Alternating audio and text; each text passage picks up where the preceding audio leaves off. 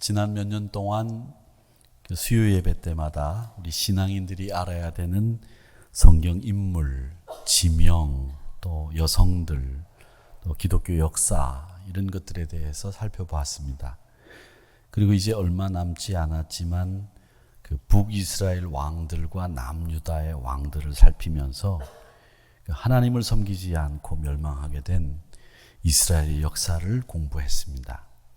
저는 이런 일련의 공부들을 하면서 성경을 바라보는 관점들이 우리 성도님들의 눈으로 볼 때 한층 더 깊어지고 또 넓어지기를 바라는 마음으로 수요일 성경 강해를 이렇게 진행을 했습니다. 이제는 그 성경을 읽기만 하는 시대는 아닙니다.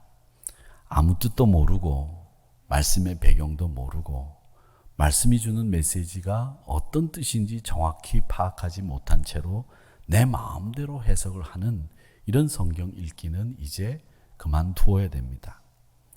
물론 그렇지 않은 분들도 계십니다. 그러나 이제는 성경을 깊이 이해하고 그 말씀 안에서 하나님이 우리에게 무슨 메시지를 들려주시려고 하는지 이런 것을 듣고 살아가는 시대입니다. 지금까지 또 우리들은 이 말씀을 나에게 필요한 말씀만 뽑아서 감동받았다고 한다면 좀 달라져야 될 때가 됐습니다. 말씀 안에서 하나님이 누구이신지를 알아야 되고 하나님이 나에게 주시는 교훈을 알아가는 이런 훈련들이 우리에게 있어야 됩니다. 말씀을 묵상하면서 나에게 주신 교훈을 삶에 적용하면서 그 말씀을 내 말씀으로 삼는 일들, 이런 일들을 하셔야 됩니다. 이렇게 될 때 우리는 이 성경을 기록된 문자라고 부르는데 이 종이에 기록되어 있는 이 문자를 살아있는 문자로 바꾸는 작업을 하게 되는 겁니다. 이게 바로 우리에게 있어서는 가장 중요한 신앙의 개혁입니다. 말씀을 통해서 나를 개혁시키는 일, 기록된 말씀이 아니라 이 말씀을 실천함으로 정말 이 말씀이 살아있다는 것을 우리가 보여야 됩니다. 그래서 우리는 성경을 많이 이해하고 그래서 제대로 알아야 됩니다. 말씀이 없고 언약이 없으면 우리 무속신앙과 뭐가 다르겠습니까? 기복주의 신앙이라고 불리는 이런 일들이 일어나는 거죠. 내 욕망만 이루어달라고 하는 기도하는 신앙인이 되는 거죠. 신앙의 본질을 잃어버리게 되는 겁니다. 얼마 전 수요 예배 시간에 저희들이 요시야 왕을 살펴봤는데 이 요시야 왕은 8살의 왕이 된 사람입니다. 남유다에 종교개혁을 이룬 왕이 2명이 있었는데 한 사람이 히스기야 그리고 한 사람이 요시야입니다. 근데 이 요시야가 종교개혁을 하면서 큰 일을 2가지 했는데 하나가 성전 수리 그리고 하나가 유월절 성수. 근데 이 성전 수리는 왜 했느냐면 그동안에 이 종교개혁을 하기 전에는 이 성전이 이방신을 섬기는 장소였어요. 그래서 이방신을 섬기는 제단을 다 없애고 하나님 앞에 제사 드리는 성전으로 만들기 위해서 수리를 하는데 그 벽에서 율법책이 나옵니다. 그래서 그 율법책을 백성들을 모아놓고 조목조목 읽어나가는데 왕을 비롯한 많은 백성들이 그 조목조목 읽어가는 하나님의 말씀을 들을 때 옷을 찢으며 회개하는 놀라운 부흥이 일어납니다. 이렇게 개혁의 중심에는 말씀이 있습니다. 말씀이 없는 개혁은 인간의 개혁뿐입니다. 그래서 이 종교개혁의 구호 가운데 가장 중요한 구호가 솔라 스크립처, 오직 성경이라고 하는 구호가 있는 겁니다. 오직 믿음, 오직 은혜, 오직 말씀. 그 가운데 오직 말씀, 오직 성경, 솔라 스크립처. 이 구호가 종교개혁의 가장 우선되는 구호입니다. 말씀은 여러분을 살리는 능력 있는 말씀인 줄 믿습니다. 바르게 살게 하고 그 말씀은 우리를 정신 차리게 만들어요. 말씀 외에 다른 것을 더하면 재앙이 임한다고 경고한 말씀이 있습니다. 요한계시록 22장 18절 말씀에 보면 내가 이 두루마리의 예언의 말씀을 듣는 모든 사람에게 증언한다. 만일 누구든지 이 두루마리의 예언 말씀 외에 다른 것을 더하면 하나님이 이 두루마리에 기록된 재앙들을 그에게 더할 것이다. 말씀 외에 다른 것을 더하면 재앙이 임한다. 말씀만 듣도록 해라. 말씀 실천해라. 그 말씀을 계시록 22장 18절에서 하시고 있는 겁니다. 사랑하는 성도 여러분, 이 개혁이라고 하는 것은 말씀을 여러분 생활 속에서 살리는 일이 우선입니다. 말씀이 움직이게 해야 됩니다. 말씀은 여러분에게 힘을 더하고요. 말씀은 여러분들의 문제들의 해결책을 제시해 주시고, 말씀은 여러분 신앙생활을 견고하게 만들어주는 역할을 합니다. 디모데후서 4장 17절 말씀을 볼까요? 주께서 내 곁에 서서 나에게 힘을 주심은, 주님이 내 곁에 서서 나에게 힘을 주신대요. 어째서 힘을 주시느냐? 나로 말미암아 선포된 말씀이 온전히 전파돼서 모든 이방인들이 듣게 하려고 나에게 곁에 서서 힘을 주시는데, 그 힘을 뭘로 주시느냐? 선포되어지는 말씀을 나에게 먼저 주셔서 그 말씀을 선포할 수 있도록 힘을 주신다는 거예요. 그런 힘 주시는 하나님이 사자의 입에서도 건져주시는 능력을 베풀어 주신다는 거죠. 말씀이 여러분에게 사자의 입에서도 건짐받을 수 있는 능력이 되는 말씀인 줄로 믿습니다. 그 말씀이 여러분에게 힘이 된다는 거예요. 그 말씀을 통해서 우리 주님이 곁에 서서 나에게 힘 주시고 능력 주시고 우리 주님이 내 곁에 계신다는 거예요. 사랑하는 성도 여러분, 그래서 이 개혁이라고 하는 것은 먼저 말씀이 내 안에서 살아 움직여야 이게 개혁이라고 하는 것이고요. 그 다음에 이제 우리가 생각해야 될 이 개혁이라고 하는 것은 제도, 직제 이런 것을 바꾸는 것도 되겠지요. 그런데 이 개혁주의를 맞이해서 우리가 개혁에 대해서 뭘 생각해 봐야 되겠느냐라고 했을 때 저는 참 중요한 게 방향이라고 생각해요. 요즘 나온 책 가운데에서 속도가 아니라 방향입니다라는 책도 있어요. 우리는 그동안 얼마나 많이 속도에 집착했습니까? 빨리 서둘러서 시간에 맞추어서 속도에 맞춰서 사는, 기한에 맞춰서 사는 인생을 살았다고 한다면 이제는 그 속도가 아니라 어디로 가야 되는지 그 방향을 잘 설정하는 삶을 살아야 될 때가 된 것 같아요. 개혁도 마찬가지입니다. 속도가 중요한 게 아니라 이 개혁도 방향이 중요해요. 어떤 방향으로 가야 되느냐. 교회는 이중성이라고 하는 게 있습니다. 이중성이라고 하는 것은 뭐냐면 이 교회는 세상에도 있고 하나님 나라에도 속해 있는 곳이 교회입니다. 그게 이중성이에요.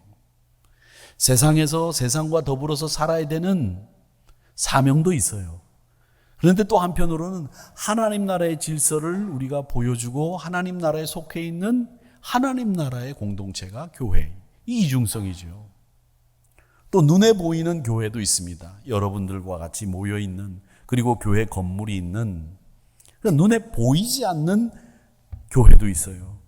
하나님이 휘장을 두르고 계시고 하나님의 임재가 계시면서 하나님의 영광이 임하며 여러분들을 지켜주시고 보호하시는 능력 있는 공동체, 보이지 않는 하나님의 교회가 여기를 감싸고 있는 거죠. 출입하는 성도들에게 힘을 주시고 능력을 주시고 은혜를 끼치는 보이지 않는 하나님의 교회가 이 안에도 있는 거죠. 이런 시대에 우리가 개혁이라고 하는 것은 도대체 어떤 방향으로 가야 되느냐? 하나님의 교회는 눈에 보이지 않는 교회와 눈에 보이는 교회가 있다면 그 보이는 교회, 세상에 있는 이 교회는 어떤 방향으로 가야 되느냐라고 하는 것을 이야기했을 때 우리는 그 방향을 어떻게 설정할 거냐. 사실 개혁이라고 하는 말은 너무 많이 이제 우리가 써서 좀 들으면 피곤해요. 그렇죠? 개혁, 여기도 개혁, 저기도 개혁, 척폐 이런 말들이 들려서 바꿀 게 그렇게 많은지 온통 개혁 소리만 들리는 통에 개혁이란 말이 식상하게 되고 힘들고 피곤해요. 개혁이란 말 들으면.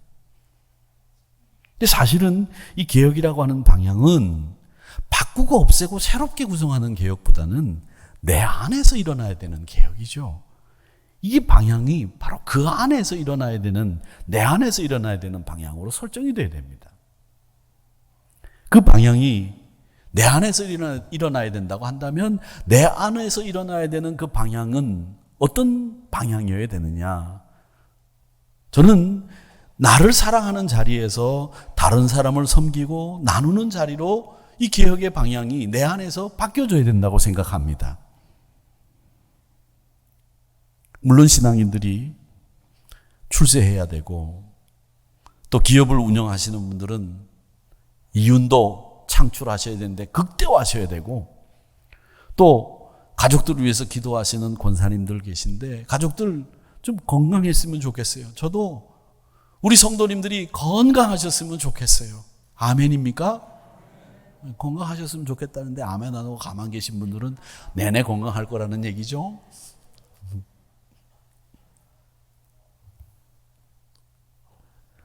또 여러분들이 어디에서나 많은 사람들의 지지받고 칭찬받는 분들이 되셨으면 좋겠어요. 이게 당연한 마음이죠. 그런데 우리는 하늘 백성입니다. 하나님의 뜻을 추구하고 알아가기 위해서 늘 애써야 됩니다. 우리 삶에 하나님의 통치가 가능하도록 만들어야 되는데 우리 삶이 하나님의 통치를 받으려면 그 말씀에 순종해야 돼요. 내가 하나님의 통치를 받는다는 것을 보여줘야 돼요. 그래서 기도와 성찰을 통해서 하나님의 신비한 은혜를 체험하고 우리 삶에 영역들이 이렇게 있는데 그 영역들이 점차 하나님의 통치를 받는 영역들이 많아져 가는 거예요. 그게 하나님의 백성들이 해야 될 일이죠. 그러기 위해서 우리 교회는 나라가 애를 쓰고 있지만 힘이 닿지 않는 부분에서 우리 교회가 활동을 해야 되고 지역사회가 가지고 있는 문제들을 앞장서서 해결해야 되고 주님을 친구로 삼고 하늘 백성으로 사는 사람들은 어렵고 힘든 사람들의 친구가 되어줘야 되고 질병으로 고통당하는 사람들에게 봉사하는 게 과제고 그리고 그것이 목표가 되어야 됩니다. 제가 목회를 하면서 그 호스피스 교육을 성도님들에게 시킨 적이 있어요. 16주간의 그 교육을 하는데 이 호스피스라고 하는 일은 우리 예수 믿는 사람들이 할 수 있는 중에서 참 좋은 일인 것 같아요. 죽음의 문턱에 서 있는 사람들, 그분들에게 부활의 소망을 일러주고 영생의 기쁨을 가르쳐주고 죽음이라고 하는 것이 우리에게 또 다른 세계가 열린다고 하는 것을 인지시키는, 그러면서 마지막 하나님 품으로 돌아가는 일을 편안하게 기쁨으로 갈 수 있도록 만들어주는 일을 누가 하느냐? 호스피스가 하는 거기 때문에 이 호스피스라고 하는 분들이 결국 우리 예수 믿는 사람들이 할 수 있는 참 좋은 일이라고 생각을 하고 교육을 했어요. 근데 그분들이 교육을 받으면서 저에게 가장 많이 질문을 한 것이 뭐였느냐? 목사님, 이 교육 끝나면 취직할 수 있어요?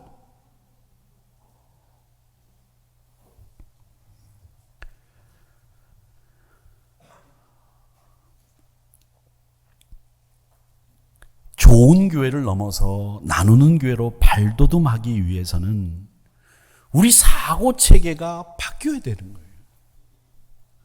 여러분의 헌신을 하나님이 요구하신다는 거죠. 그러기에 사랑하는 성도 여러분, 나를 사랑하는 자리에서 나눔과 섬김의 자리로 내 안에서 변화, 개혁의 방향이 바뀌어져야 된다는 거죠. 교회도 마찬가지입니다. 또 하나, 이 개혁의 방향은 성장보다는 성숙으로 이 방향을 잡아야 됩니다. 산업화 시대가 끝나고 정보화 시대가 된 이 한국의 지금은 성장이라고 하는 화두보다 성숙이라고 하는 화두에 집중할 때입니다. 성장에 걸맞는 성숙을 이루지 못하면 우리가 이제 왜 그렇게 되지 못했는지 뒤를 좀 봐야 돼요. 성숙을 생각하지 못한 채로 그냥 성장만을 위해서 우리 한국 사회가 지금 달려왔는데 우리 한국 교회도 똑같은 교회를 같이 해서 성장만을 위해서 지금 달려왔거든요. 근데 그 성장만을 위해서 달려온 한국 사회와 한국 교회가 딱 겪고 있는 장애물이 뭐냐? 딱 만난 장애물이 불신이라는 거예요. 지속적으로 성장을 거듭해온 이 한국 교회가 지금 침체의 길을 걷고 있습니다. 그 침체의 길을 걷는 이유는 성장만을 위주로 지내왔기 때문에 우리가 딱 만난 이 불신 앞에서 우리 기독교회가 주춤하고 있는 거예요. 이렇게 주춤하고 있는 이 불신이 생긴 이유는 뭐냐? 성장에 걸맞는 성숙을 이루지 못했기 때문에 이런 일들이 벌어지는 거죠. 네덜란드 사람으로 한국 교회를 관찰하고 연구해온 분이 있습니다. 레오 오스테롬이라고 하는 분인데 이분이 한국 교회를 쫙 관찰하고 연구를 한 다음에 뭐라고 얘기를 했느냐면 한국 교회가 심각하게 세속화가 진행되고 있는 것을 봤다.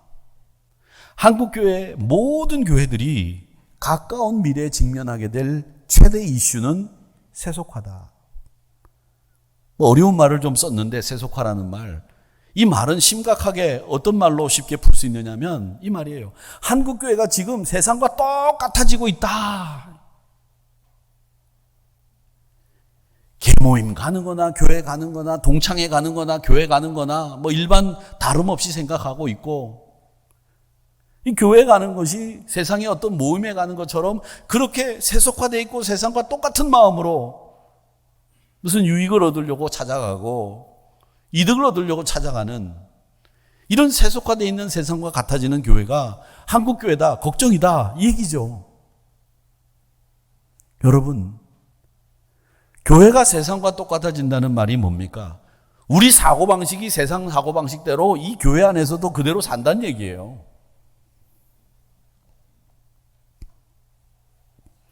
기독교인은 예수 그리스도의 길을 전하고 현실 속에서 구현하는 일을 합니다. 그걸 우리는 뭐라고 부르냐면 예수처럼 산다 이렇게 얘기하죠.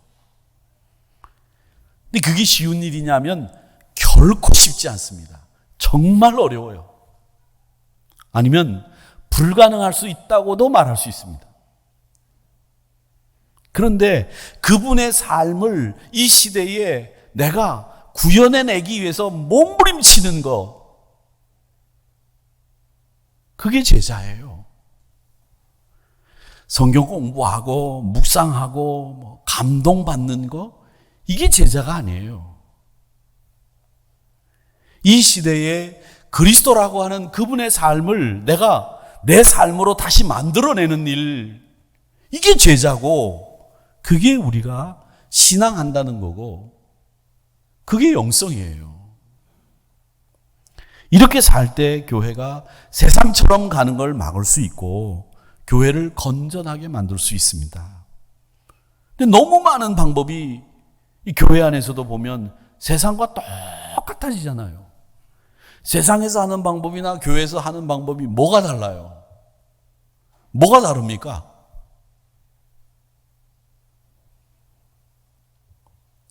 너무 많은 방법이 세상을 닮아간다는 거죠.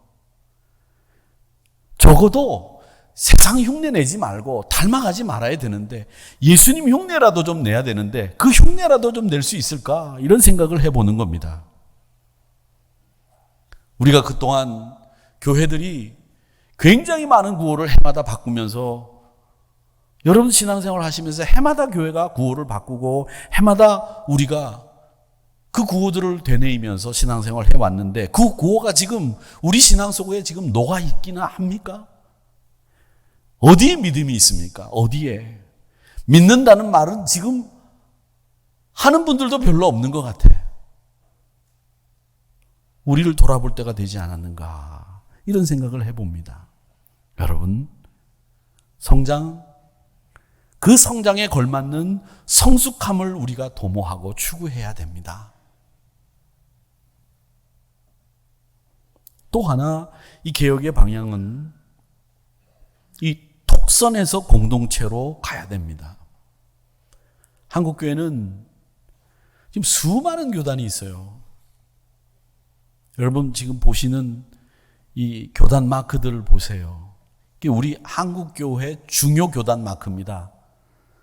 맨 윗줄 가운데 우리 기독교 대한선교교회 마크가 있고, 그 우리 기독교 대한선교교회 마크 밑에가 우리 한국에서 제일 크다는 예장 통합 측 마크입니다.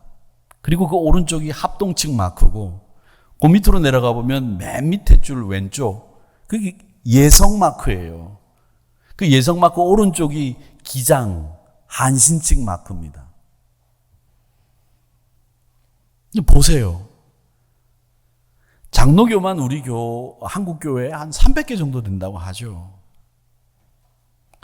수많은 교단으로 나눠진 데는 여러 가지 이유가 있겠지만, 그걸 한 가지로 공통적인 이유를 하나 뽑는다고 한다면 독선적인 사고, 개인주의적인 사고, 이게 이 교단을 이렇게 많이 분열시켜 놨어요. 나중에 제가 우리 교단이 1963년도, 61년도, 60년대 때 분열되는 그 과정에 대해서 저는 그 내밀한 부분까지 선배 목사님들한테 다 들어서 알고 있습니다. 그걸 말씀드릴 기회가 있을런지 모르겠습니다만은, 지금 많은 한국교회 교인들이 이 교단에 대해서 편견들을 가지고 있어요. 예를 들자면 우리 교회에 오신 새 신자가 예배를 드리고, 목사님 참 은혜롭습니다, 예배가 너무 좋고요, 한우리교회 사랑이 넘치는 교회예요. 그런데 장로교회가 아니군요. 안녕히 계십시오. 근데 우리 선결교회 신자들은 안 그래요. 편견이 없어요. 장로교회든 감리교회든 선결교회든 어디든지 다 잘 가시는데, 장로교인들은 편견이 많아서 선결교회는 안 와요. 저도 사실 그런 생각을 합니다. 교단적으로 이렇게 여러 목사님들을 만날 때가 있는데, 감리교 목사님이나 장로교 목사님들이 이렇게 만나면, 감리교 목사님 만나면 괜히 반갑고 형제 같아요. 왜? 교리가 똑같거든요. 웨슬리안이거든요. 이 감리교 목사님들하고 얘기가 잘 통해요, 감리교는. 근데 장로교 목사님들 만나면 이상하게 약간 이렇게 기분이 살짝 나빠지려고 하는 것 같고, 선결교회를 약간 무시하나? 막 이런 생각이 탁 들고 말이죠. 편견이죠, 저도. 근데 여러분, 우리 한국 사회에서 가장 독선적인 부류의 사람들이 누군지 아십니까? 교인들이에요. 한번 고집을 피우면 꺾지 않고, 자기밖에 모르고 자기 주장이 제일 옳은 줄 알고 절대 물러서지 않는 사람들 누군지 아십니까? 교인들이에요. 근데 우리 한국 사회가 25년, 35년, 45년이 되면 이제 계속 인구절벽을 맞이하게 될 텐데, 이렇게 되면 우리에게 필요한 인력을 어디서 공급해야 되느냐? 이민을 받아야 되죠. 한국 사회는 어쩔 수 없이 이제 다문화 사회로 갈 겁니다. 단일민족이란 말이 이제 없어져요.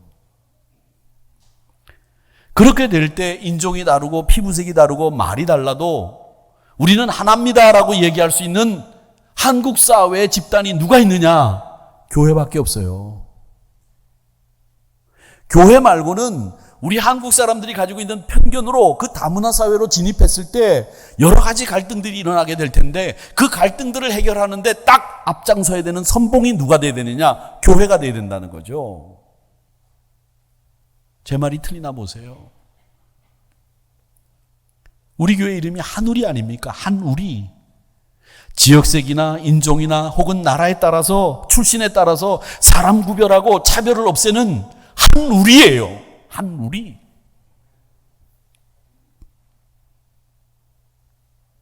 근데 우리는 지금까지도 그런 개인적인 독선, 차별, 편견, 여기서 못 벗어나잖아요.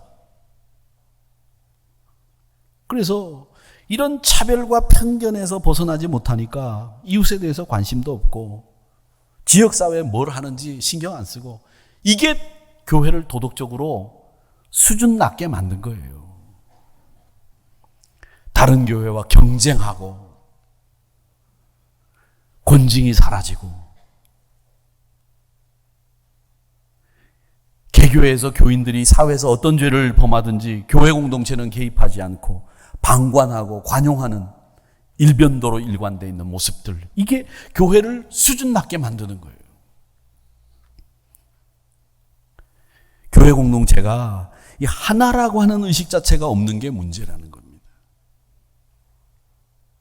여기 앉아 계신 분들 가운데 나는 한우리 공동체의 일원이다, 이런 생각을 하고 예배를 참석하신 분들과 너는 너, 나는 나, 이런 생각을 가지고 예배를 참석하시고 계신 분이 계시다면, 이건 우리가 하나 되지 못했다는 거고 이 예배를 제대로 드리고 있지 못하고 있는 거예요.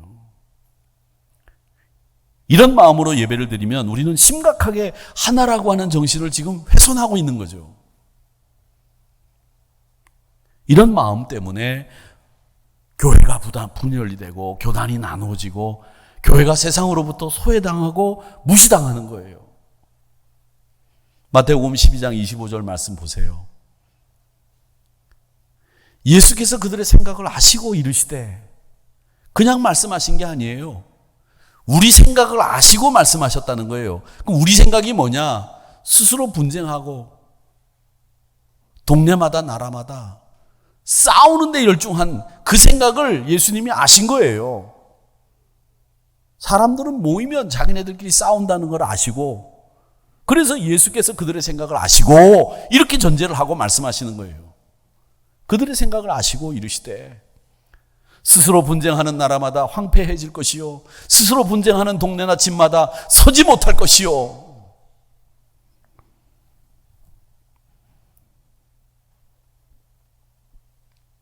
요한복음 17장 21절 말씀 보실까요?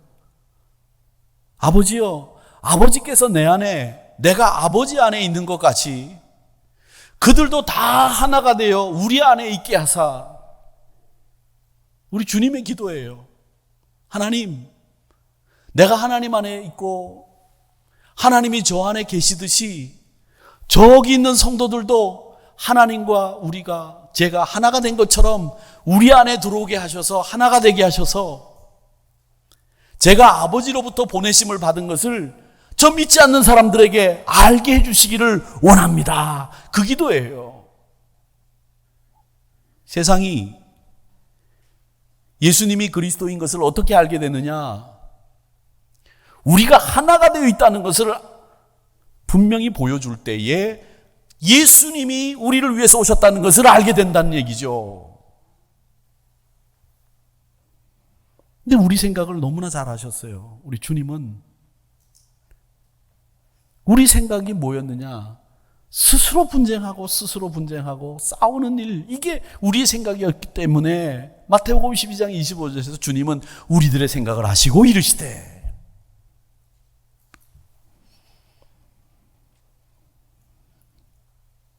초대교회는 다양한 형태의 기독교 신앙이 있었습니다.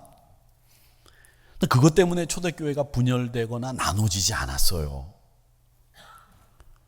왜냐하면 초대교회는 복음의 본질에 충실하고 여러 사상이나 체계들이 막 나타날 때 그걸 양심의 자유를 수용했어요.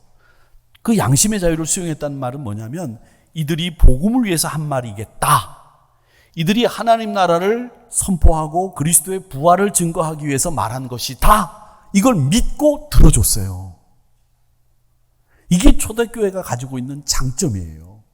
각자가 가지고 있는 양심의 소리를 듣고 그 자유를 인정해 줬다는 거예요. 그게 초대교회가 가지고 있는 장점 중에 장점인데 이걸 얘기 안 해요. 왜? 그걸 얘기했다가 이 소리 나오고 저 소리 나오면 어떡할까? 근데 그 소리 저 소리 이런 소리들이 다 하나님 나라를 위해서 그리스도의 부활을 증거하기 위해서 복음의 본질에 충실하기 위해서 한 소리다라고 믿어준다면 어떤 소리든지 들을 수 있고 그 소리를 받아들일 수 있는 거죠. 교회가 깨지거나 분열되거나 하나가 훼손되는 일은 없는 거죠. 그랬기 때문에 초대교회는 믿어주고 또 믿어준 거예요. 예수님이 70번씩 7번씩 용서해 줘라 말씀하셨는데 그 말씀이 뭡니까? 야, 너 때렸지? 안 때릴 거야. 한번 믿어줘봐. 망치로 와서 뒤통수를 또 빵 때려. 아프지? 또 믿어줘. 이제는 안 때릴 거야. 70번씩 7번씩 용서해 주라는 말씀은 믿어주고 또 믿어주고 또 믿어주라는 말씀이랑 똑같아요. 초대교회가 그랬기 때문에 분열되지 않고 복음의 본질에 충실했고 초대교회가 오늘날까지 그 놀라운 파괴력과 폭발력을 우리에게 전해주고 있는 거예요. 저는 마지막 이 개혁의 방향에 대해서 3가지 말씀을 드리고 한 분 더 이 종교개혁가를 하나 소개를 하고 설교를 마치려고 합니다. 이 종교개혁가는 마틴 루터, 칼빈, 즈윙글리 이런 분들을 여러분 잘 알고 계시고 제일 유명한 사람은 지금 검은 모자를 쓰고 있는 마틴 루터입니다. 저 사람이. 이 마틴 루터를 여러분 잘 아실 겁니다. 이렇게 유명한 분 외에도 종교개혁가로서 평생 헌신적으로 살았던 인물들이 많이 계신데 그 중에 한 분이 로페스 데 로욜라라고 알려진 로욜라 ignasio입니다. 스페인 사람이라고 봐도 됩니다. 바르셀로나 위쪽에 있는 몬트세라트라고 하는 수도원에 찾아가서 그곳에서 속세의 야심을 버리고 수도사가 되기로 결정하고 서원한 사람이 로욜라 igna티우스라는 사람입니다. 이분이 몬트세라트 수도원 근처에 있는 만네사라고 하는 곳에서 굉장히 멋진 경험을 해요. 하나님의 은혜를 체험하죠. 그리고 그분이 그 은혜를 체험하고 난 뒤에 이해력이 깊어지고 그동안 자기는 십자가의 군병보다는 이 세상의 군인으로 살았는데 이제는 십자가의 군인으로 살아야 되겠다. 그리스도의 용사로 살아야 되겠다. 이렇게 결단을 하면서 영원한 규범이신 그리스도의 규범을 따르며 사는 사도로서 삽니다. 결단을 했어요. 그리고 그 기간 동안에 받은 은혜를 경험으로 해서 그가 쓴 책이 있습니다. 그 책이 Spiritual Exercise라고 하는 책이에요. The Spiritual Exercise, 영신훈련. 그 훈련서를 써가지고 1584년도에 이 책이 나왔는데 지금도 이 책이 있습니다. 여러분 한번 꼭 보시기 바랍니다. The Spiritual Exercise, 영신훈련, 영성훈련 이런 책이에요.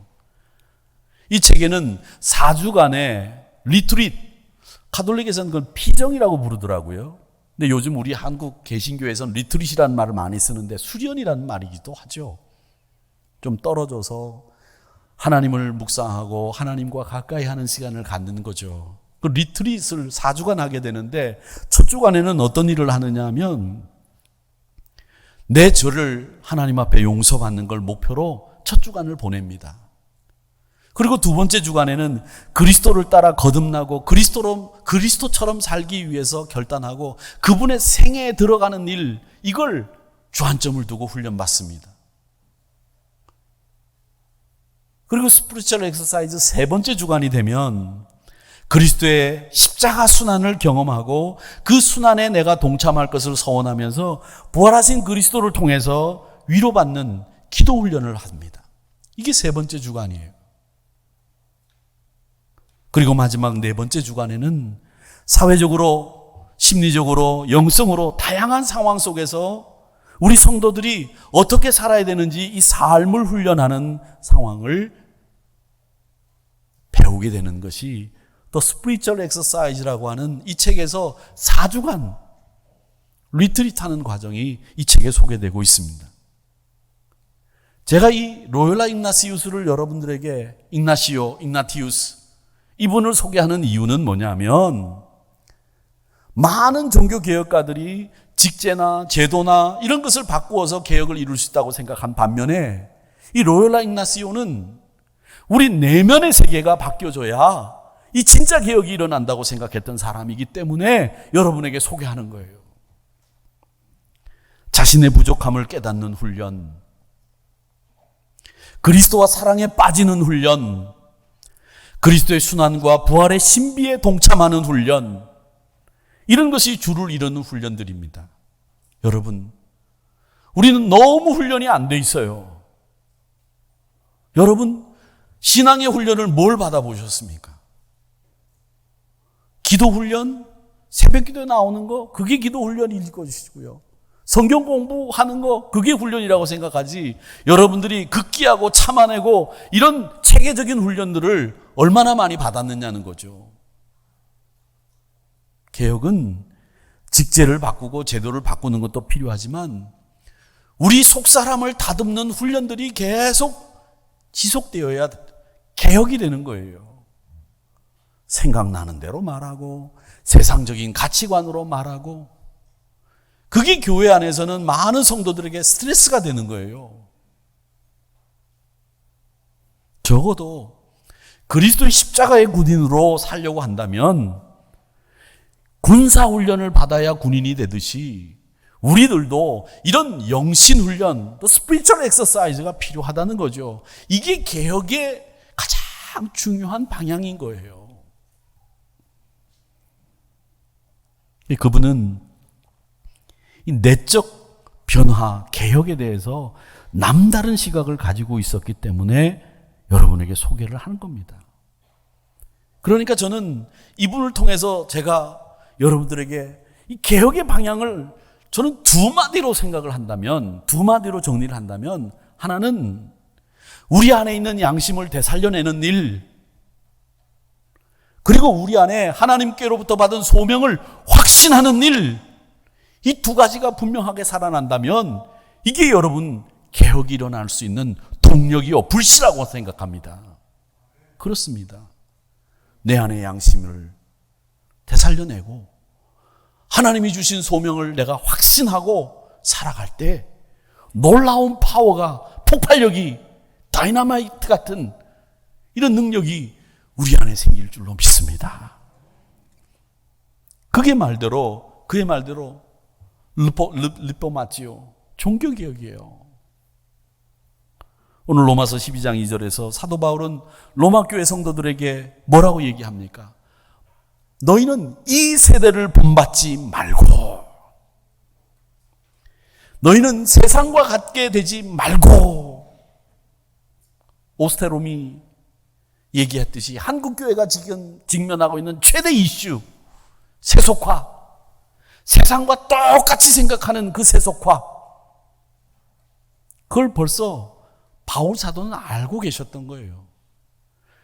그래서 이 세대를 본받지 말고 마음을 새롭게 함으로 변화를 받아 하나님의 선하시고 기뻐하시고 온전하신 뜻이 무엇인지 분별해라, 그렇게 말씀하시는 거예요. 저는 이 분별하다는 말을 여러분들에게 설명해 드리기 위해서 하나님의 뜻이 뭔지 우리 안에 보이는 것들, 들리는 게 너무 많잖아요.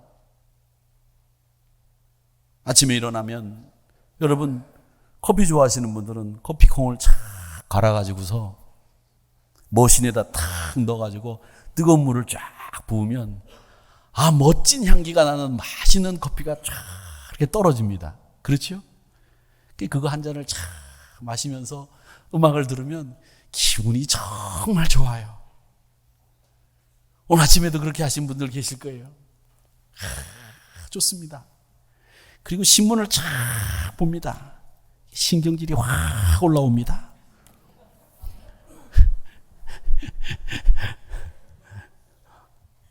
여러분은 안 그러실지 모르겠는데 저는 좀 그래요. 요즘에 신문 그냥 안 봐요. 그리고 음악 들으면서 그냥 제 마음의 평화를 위해서 쫙 커피를 마시는데, 그 커피를, 물론 제가 이 말씀을 드리는데 제가 커피를 갈고 뽑고 내리고 하는 일은 제가 안 합니다. 아셔야 됩니다. 저희 집사람이 합니다. 근데 그 커피를 내릴 때 커피콩에서 뜨거운 물을 부어서 그 맛있는 커피액이 탁탁 떨어지죠. 추출이 한다고 그러잖아요. 저는 그게 분별이라고 생각해요. 이 세상에 보이는 많은 것들이 있는데 그 중에서 찌꺼기들은 다 걸러내고 그걸 갈아가지고 뜨거운 물을 부어가지고 진짜 액기스를 톡톡 떨어뜨려서 그걸 착 먹으면 거기서 진짜 맛이 나듯이 하나님의 선하시고 온전하시고 기뻐하시는 뜻을 분별하는 건 바로 그런 거예요. 사랑하는 성도 여러분, 그렇게 하나님의 뜻을 분별하여야 됩니다. 커피콩이 전부가 아니잖아요. 그걸 갈아서 뜨거운 물을 부어서 거기서 나오는 액기스를 내 것으로 흡수하는, 분별해서 하나님의 선하시고 온전하시고 기뻐하신 뜻이 뭔지를 내 삶 속에 이 세대를 본받지 말고 변화를 받아 받아들이는 것, 그게 진짜 우리 안에 일어날 개혁의 모습이라는 거죠. 그게 오늘 로마서 12장 2절의 말씀입니다.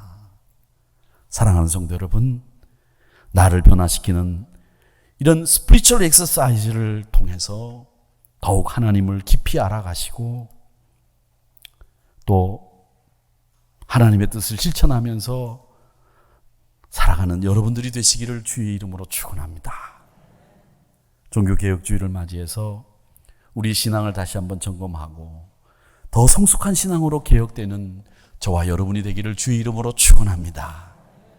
저희 교회가 1917년도에 만들어졌습니다. 세워졌습니다.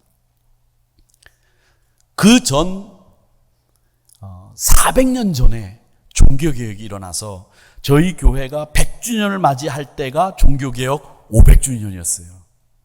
저희 교회가 딱 종교개혁이 일어나고 400년 만에 세워졌습니다.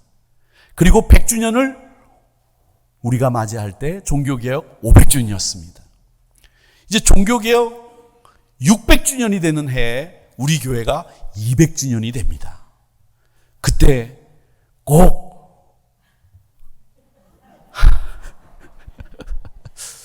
여기 계실 분들이 200주년 때 있을런지 모르겠습니다만은 200주년 때 꼭 이런 일들을 얘기해 주시기 바랍니다. 제가 오늘 아침에도 2부 예배 끝나고 1983년도에 우리 한우리교회가 이곳으로 올 때 성전을 위해서 헌금하셨던 분들의 명단 제가 잘 가지고 있습니다. 디지털 작업도 해놨는데 장로님 한 분에게 보여드렸어요. 장로님, 하나님, 우리도 잊지 않지만 하나님 잊지 않으십니다. 이 마음을 가지고 보여드렸어요. 그렇게 헌신하시고 애쓰신 분들이 많이 계셨던 하늘이교회. 이 개혁의 방향은 나의 사랑의 자리에서 나눔과 섬김으로 가는 개혁의 방향이고, 성장이 아니라 이제 성숙의 방향으로 가야 되겠고, 독선이 아니라 우리 공동체를 사랑하는 하나 되는 우리의 모습으로 이 개혁되어 가는 우리 내적인 변화가 우리 안에 일어나기를 주님의 이름으로 축원합니다.